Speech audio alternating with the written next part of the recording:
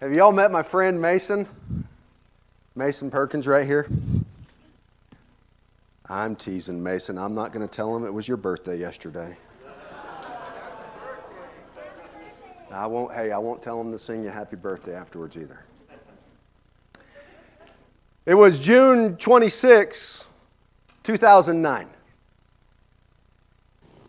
And we were on a plane, I with 7 other adults and 12 teenagers, on a plane going to Honduras. And we were going down there for a short-term mission trip. I was the youth minister up in Richland at the time, and we were going to Trujillo, Honduras. And Trujillo, Honduras is literally the last town at the end of the road.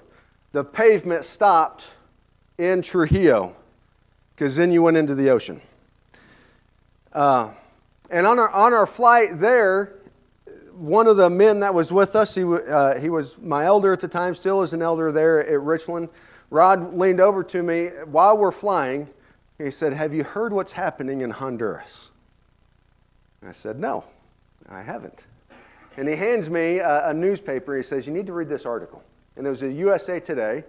And so I read this article in which it's detailing all the political unrest that is taking place in Honduras while we're going to Honduras. And so I looked at Rod. I said, I promise you, I was checking the State Department website, looking for travel alerts and all of that stuff, making sure that we were safe. This is the first I've heard of this. He's like, "I know." I said, "It might be interesting while we're there." And we flew in, and it's a 2-day trip to get to Trujillo. We got there on Saturday, and we're talking to the locals and figuring out, okay, what's all this political unrest that's taking place? And they said what was taking place was that then President Mel Zelaya was trying to force a vote in which the people could vote there in Honduras and change some laws that would allow him to run for president again. And then, in essence, be in power until he died. Because that's what he was wanting to do. And so, half the people were for it because they loved President Zelaya. The other half of the people weren't for it because they didn't like President Zelaya. And so there was this turmoil going back and forth of what was taking place. And in Honduras, you get elected to 1 term as president, and you get to serve for 4 years, and then you're done. And so President Zelaya wanted to be in power longer. And so on Saturday, he sends out a message through the media and all that stuff saying, "Sunday morning, we're going to have a vote, and you get to vote on whether you want to change these laws or not." So we go to bed thinking, man, it could be chaos tomorrow on Sunday morning. And we get up, and it was chaos. And the reason why it was chaos is because the Senate convened with the Supreme Court in Honduras, and they said this is unconstitutional. And we are going to follow our Constitution. And so the Supreme Court ordered the military to arrest Zelaya and fly him out of the country and send him into exile. And that's what they did. And then once that took place, then the Senate installed an interim president, which was one of the generals of the army, until they sorted everything out. You might know this as a military coup. The rest of the world at this time considered this as a military coup and even condemned the government of Honduras at the time. There was only 2 countries, it was Haiti and like Kazakhstan, that stood for Honduras because they were following their constitution. Even the United States was like, this is undemocratic, this shouldn't happen. But they were following their constitution. It wasn't within the constitutional grounds that Zelaya could force this type of vote, and he was trying to. And so what happened, all the people that were for Mel Zelaya, they were known as campesinos. It was the very poor people in Honduras. They took to the streets. They weren't necessarily rioting and tearing things down like we'd think of riots in Portland and things like that. But they took to the streets and they blocked off major thoroughfares throughout the country. So in essence, what happened is that no supplies could be transported throughout the country because all the people that were for Zelaya had blocked all the roads, blocked all the ports, shut down the airports. because they wanted Zelaya to have another term in office. Well, that meant trouble for us, because there's one road into Trujillo and one road out. You take the same road in and the same road out. That means there is no fresh water getting to us, no food getting to us. And so we were thinking, okay, how many days do we have until we run out of water? How many days do we have until there's no more food in town? And so these are the things that are going through my mind as a group leader, thinking, okay, how do we manage this? And so we get together. I get together with the adults, and we start talking through all of our options. And we had trip insurance, so I called the trip insurance and told them the situation. They said, oh yeah, we know your situation. There's other groups that we're having to escort out of the country as well and get them back home to their home country, and so we'll do the same for you. We're going to put you in touch with the entity in the United Kingdom. Their name is Red 24, so when you get a phone call by Red 24, answer it and know that it's the real deal. It sounds shady, but it's not. It's like, okay, I'm thinking James Bond. That's who's coming to get us. And so long story short, I'll skip a lot of details here to get to my point. We get in touch with Red 24. They send a group of people to come and escort us to the airport so that we could fly out. The leader was an ex-Special Forces military guy from Argentina that came, and his name was Diego. And I don't know what made me think of this, but with the teens in our group, I said, his name is James Diego Bond. We're going to be okay. And that seemed to make the tension go away a little bit. The nervousness kind of settled down. And so he escorted us. And so he gets with me and he says, okay, here's what needs to happen. Get all your luggage packed. Anything that you're leaving behind, leave it behind. Get your luggage packed, and you need to have one bag, a backpack or a handbag or something. But you're going to put a change of clothes in there and any necessary, like toiletries or anything like that, or medication. Because if we say, grab your grab bag, you're going to grab that bag and that bag only, and we are leaving. Everything else stays behind. Okay, so we got ready. He said, we're leaving at 6 o'clock in the morning. I said, all right. So we're up, we're ready to go. We have all our stuff packed. And he said, okay, let's go. And we hop into these Lexus SUVs in the third poorest country in the Western Hemisphere. And we drive out. It's funny, the next year we went back, the locals were like, hey, President Obama sent the Secret Service to get you guys out, didn't they? No, that's not what happened. So but that morning when we get up, Diego pulls me aside and he said, we're not going to go to the airport. We're going to go to the capital city because the airport's closed down. And you'll fly out tomorrow. I said, okay. So a 10-hour drive, which is usually a 4-hour drive if you take the highways, but we took the inner roads and dirt roads through the mountains of Honduras and got to Tegucigalpa. And so he says, all right, your plane leaves at 7 o'clock in the morning or 8 o'clock in the morning, I forget when. He said, be ready to go, have your grab bag ready and all that stuff. And so we're down in the lobby on Sunday morning, I think is what it was. And we're in the lobby and we're ready to go. And we're watching as people are coming in and out of the hotel and everything. And they're putting on bulletproof vests in helmets. And they have the shields. And we realize that's riot gear. And Diego approaches me and he says, I need you and all your men outside in the front of the hotel immediately. I said, okay. So we go out, and he said, here's the situation. President Zelaya is trying to land in Tegucigalpa. The military is not going to allow him to do that. All the people that love Zelaya are trying to overrun the airport so that he can land. So you're not going to fly out of Tegucigalpa today. We're going to drive to El Salvador, and you'll fly out of San Salvador, the capital there, tomorrow. But here's what we need to do. For your safety, we're going to get you all in the parking garage underneath the hotel, and when we say go, we're going to go. And it may be that we say, grab your grab bags, we're leaving. Everything else is staying. And it was at that point that it became really real for me that we're kind of in a sketchy situation. And we're in the parking garage waiting for the sign to say go, and we're loading up and we're going. And it was about an hour before we got that call Diego is waiting on, I don't know, whoever's in charge of 007 people, to call him and say, we're going. But I recognized within our teens and even within our adults, the nervousness was rising up. And this whole time I was communicating with our preacher at the time and the secretary, and they were sending out messages to all the parents and everything, letting them know we're okay. And we always operated, no news is good news.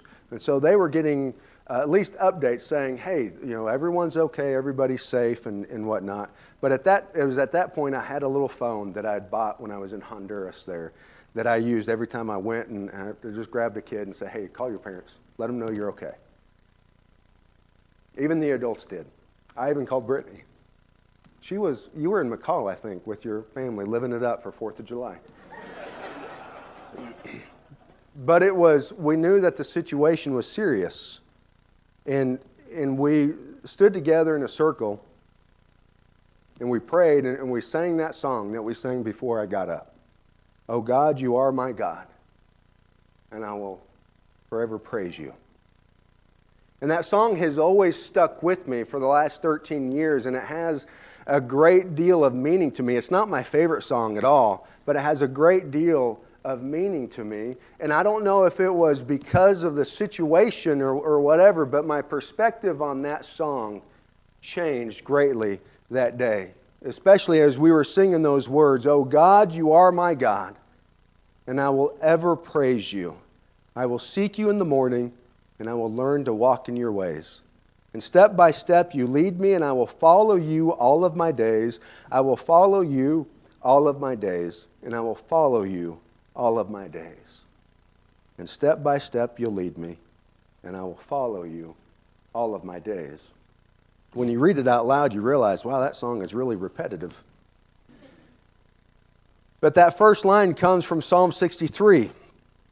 If you'll go ahead and turn there, and then we're going to flip over to 2 Samuel chapter 15.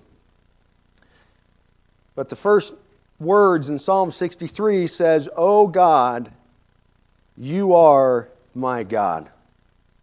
Earnestly I seek you. And we're going to read this whole psalm, and then we're going to talk about the background and then come back and read it again. Because I think when you understand the background to this psalm, it has much more meaning to it. The depth of it goes even farther. So let's read it. O God, you are my God. Earnestly I seek you. My soul thirsts for you. My body longs for you in a dry and weary land where there is no water. I have seen you in the sanctuary and beheld your power and your glory, because your love is better than life. My lips will glorify you. I will praise you as long as I live, and in your name I will lift up my hands. My soul will be satisfied as with the richest of foods. With singing lips, my mouth will praise you.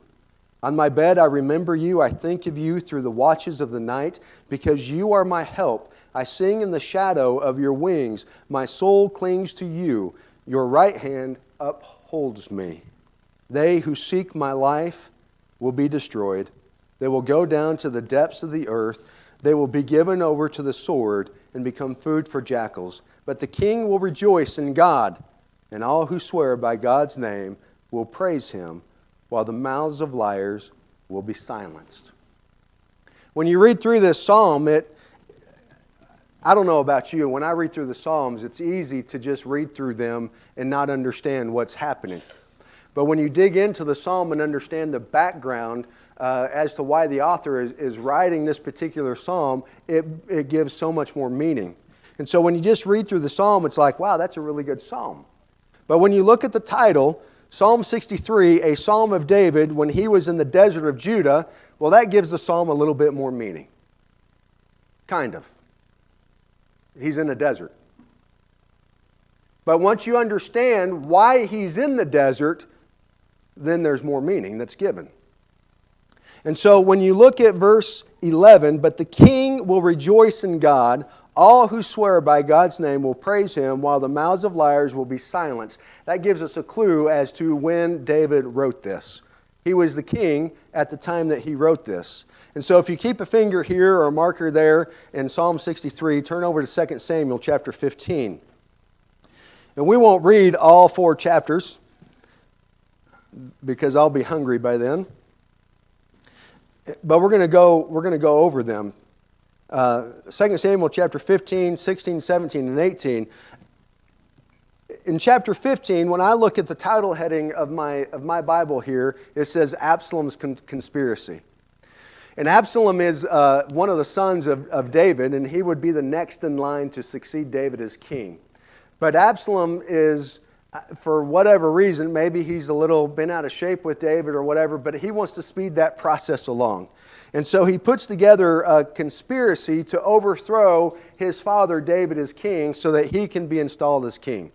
And it's a 4-year process that he goes through here to overthrow David as king so that he could be named king of Israel. And so he puts this plan into effect.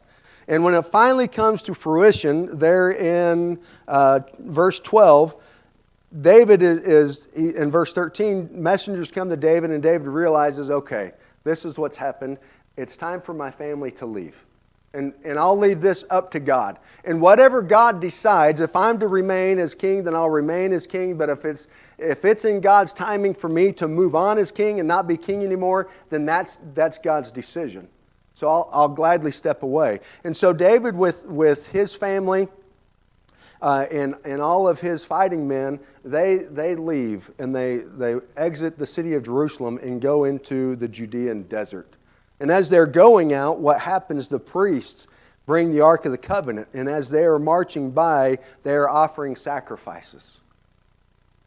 And it's in verse 25 of chapter 15. David looks at the priest and he says to Zadok, "Take the Ark of God back into the city. If I find favor in the Lord's eyes, He will bring me back and let me see it and His dwelling place again. But if He says, I am not pleased with you, then I am ready. Let Him do to me whatever seems good to Him." And so David knows he's going out of the city and he may never return again as king. But he also has an understanding that, hey, the Ark of the Covenant is a very serious piece within Jewish culture. That's where God is. And so wherever the Ark of the Covenant is, that's where God is. And the Ark of the Covenant resides in the tabernacle, in the sanctuary, and that's where David would go often to worship God. And you see that in chapter 63 of Psalm 63. "I have seen you in the sanctuary," verse 2, "and beheld your power and your glory." David has seen God in the sanctuary. And he's seen His glory. "Because your love is better than life, my lips will glorify you. I will praise you as long as I live. And in your name I will lift up my hands." And so David tells the priest, take the Ark of the Covenant back into the city. That's where it is to remain. And so for David, it's almost as if he's leaving his God, the one true God, behind. But when you read through Psalm 63, there's a deep understanding that David knows that he's not leaving God behind. Yes, the sanctuary is where he would go to worship God, but it's almost as if David realizes and understands no matter where he is at, God is with him. And then in chapter 16, there's a Benjamite named Shimei. That's how I'm going to pronounce it. Verse 5. That comes out and begins to throw curses at David. And in verse 9, one of David's fighting men, Abishai, son of Zeruiah, said to the king, "Why should this dead dog curse my lord the king? Let me go over and cut off his head." Hollywood has got nothing on the Bible. But the king said, "What do you and I have in common, you sons of Zeruiah? If he is cursing because the Lord said to him, 'Curse David,' who can ask, 'Why do you do this?'" David then said to Abishai and all his officials, "My son, who is of my own flesh, is trying to take my life. How much more then this Benjamite? Leave him alone. Let him curse, for the Lord has told him to. It may be that the Lord will see my distress and repay me with good for the cursing I am receiving today. It's almost as if David is trying to work out through all of this, is God removing me as king, or is this just part of the plan? And through this, he's teaching the people that are following him, hey, if this is God's will, there's nothing we can do. Let him curse me. There's nothing we can do about it. But if it's not, then hopefully God will see my distress. We don't know. We do know the end of the story. But as we get into 17, we see that a gentleman named Ahithophel, which was one of David's main counselors, had gone with Absalom. There's also another counselor named Hushai who was also loyal to David and maintained his loyalty to David and would come to David and said, hey, here's what's happening. And there was when you read through the chapters, you realize there was a plan put in place for Hushai to give information to David while he was on the run in the Judean desert. And so they worked out this plan to figure out, okay, what is Absalom going to do?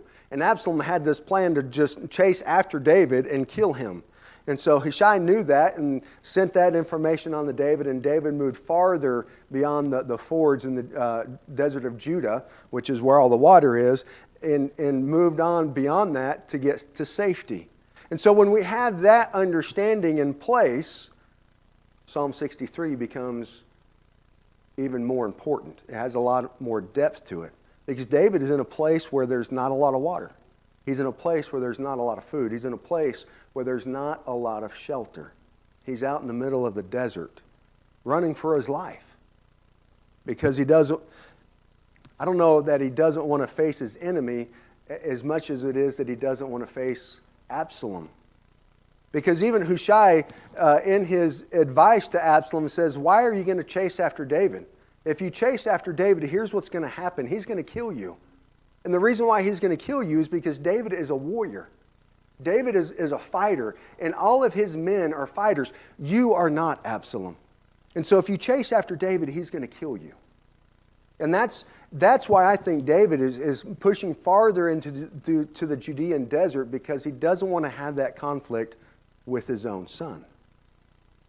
And so when we see that, and we read through Psalm 63 again, and have that background of what is happening in the life of David, Psalm 63, at least for me, has greater importance. So David is running, he's in the desert. He doesn't want to have this conflict with his son.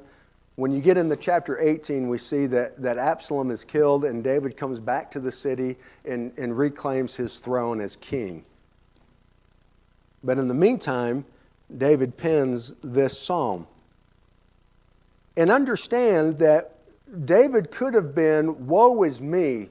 What is happening? Why is this happening to me? And he could have been negative in all of that. But he chose to take all of those negatives and turn them into positives. And he used those negatives to focus his attention on God. O God, you are my God. Earnestly I seek you. My soul thirsts for you. My body longs for you in a dry and weary land where there is no water. I have seen you in the sanctuary and beheld your power and your glory, because your love is better than life. My lips will glorify you. I will praise you as long as I live, and in your name I will lift up my hands. My soul will be satisfied as with the richest of foods. With singing lips my mouth will praise you. On my bed I remember you. I think of you through the watches of the night, because you are my help. I sing in the shadow of your wings. My soul clings to you. Your right hand upholds me. They who seek my life will be destroyed. They will go down to the depths of the earth. They will be given over to the sword and become food for jackals. But the king will rejoice in God. All who swear by God's name will praise Him, while the mouths of liars will be silenced. There's things that are happening within this psalm that, to me, are fascinating. David, in a desert, you've got to be thirsty, especially if you're not around water. And he uses that to say, my soul thirsts for you, my body longs for you. No matter how thirsty I am physically, God, I am thirsting after you. How long can you live without water? 3 days. Maybe up to 5. But in this time, David is using this, not worried about his physical well-being, but thirsting after God.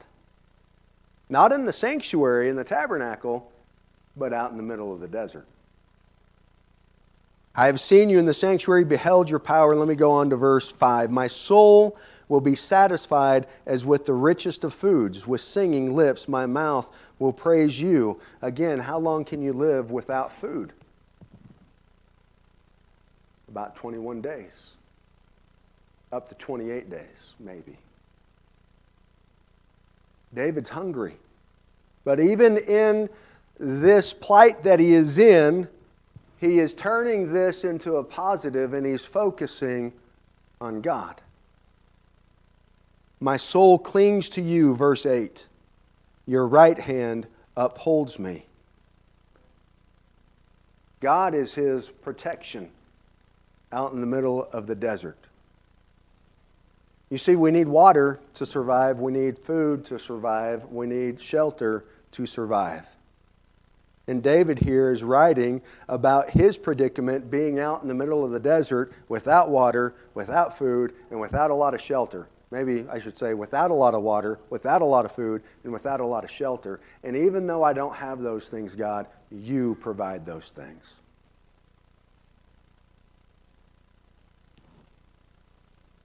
The question, I think, for us is do we come to God in this way? Do we have a deep understanding of who God is and how He provides for us, and do we approach God in this way?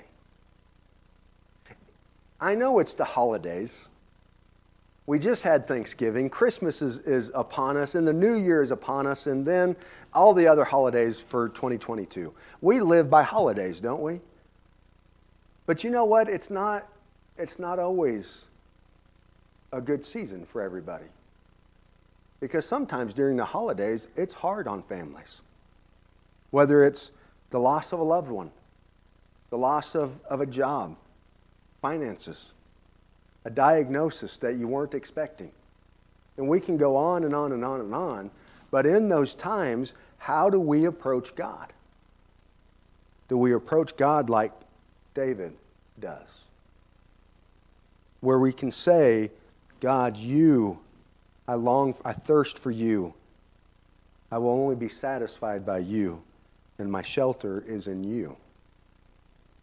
Those are tough questions for me to ask, because in a lot of ways I haven't experienced those things. And it's easy for me to stand up here and talk about that, and knowing I haven't experienced those types of things.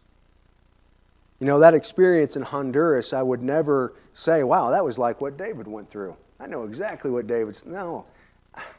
That whole time, and I don't know,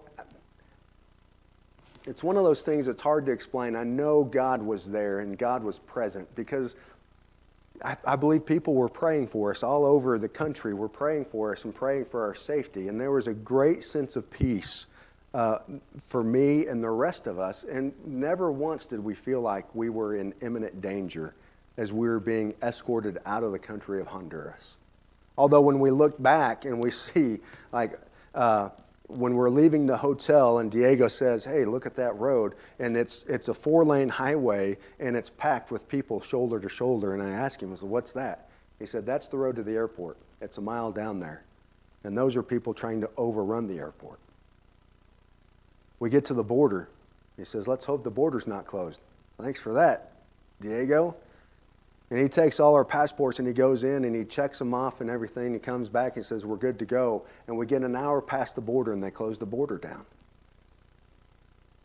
I look back at that and I think, wow, we probably weren't in the safest situation, but never did we feel like we were in imminent danger.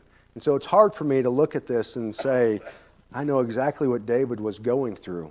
But I can look at this and say, okay, when times get tough for me, will I approach God in the same way that David has? Will I thirst after him when times are hard? Will I be satisfied by him when times are hard? Will I seek him for shelter when times are hard? Interesting thing about that whole experience, we were due to fly back in on July 7th. And it was funny because we made the headline news in the Tri-Cities area, and the station in Portland had picked up the news. And so we were interviewed when we flew into Portland. But we were due back on July 7th at 7 o'clock at the Portland airport. And now remember, we were escorted out of the country, and we flew back in. It was like a 4-day trip to get back home, and we flew in 3 hours before our original date. Only to find out that day, or the day before, all the airports in Honduras had opened up. So we didn't need to go through that whole ordeal anyways. Only you can answer those questions. Only you can look at Psalm 63 and ask, okay, if times are tough, where do I find my shelter? Do I thirst after God? Do I find my satisfaction in him? I can't answer those questions for you. Those are questions that only you can answer.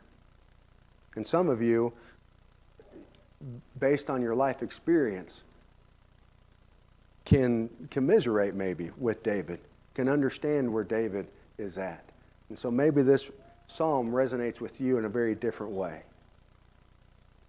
As you ponder those questions, if there's anything that we can do for you tonight, whether it's put on Christ in baptism or you just need prayers of the congregation and encouragement of the congregation, would you come as we stand and sing?